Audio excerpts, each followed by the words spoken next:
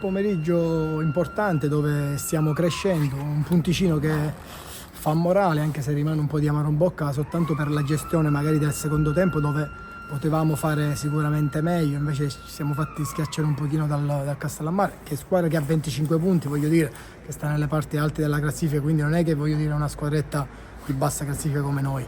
Quindi è un punto guadagnato, ce lo prendiamo volentieri, mi prendo anche la prestazione, mi prendo anche l'organizzazione, mi prendo tutto quello che di buono abbiamo fatto.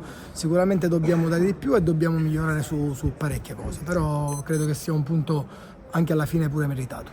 E non è facile perché non puoi urlare, non puoi essere vicino ai tuoi ragazzi, però voglio dire, fortunatamente non c'era nessuno, quindi qualche urlo si è sentito e quindi i ragazzi hanno preso le direzioni. Ma con Marco avevamo già organizzato tutto prima, sapevamo un po' quello che c'era da fare, quindi non c'è stato neanche bisogno di organizzarsi. Stanno crescendo anche loro, oggi ho visto un ottimo Messina, se non è entrato bene, è entrato anche bene Morana, voglio dire Giuffrida ha fatto 2 belle partite e devono inserirsi, voglio dire, si stanno inserendo piano piano, quindi c'è ancora tempo, però voglio dire, non ce ne abbiamo tanto perché dobbiamo cominciare a vincere qualche partita, perché sennò rischiamo di non arrivarci più.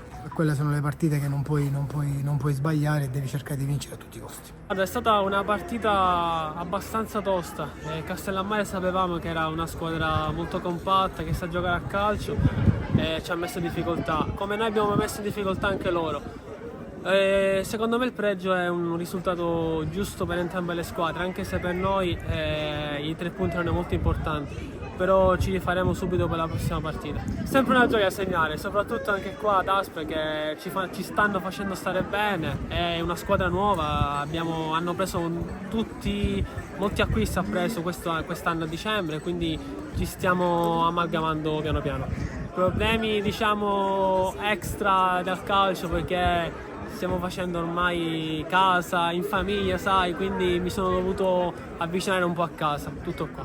La Parma Valle mi ha lasciato ovviamente tanto amaro, diciamo, perché comunque la Parma Valle sono stato sempre bene con il gruppo, con i ragazzi che ci sono all'interno della squadra, e quindi lasciarli è stato veramente un po' difficile.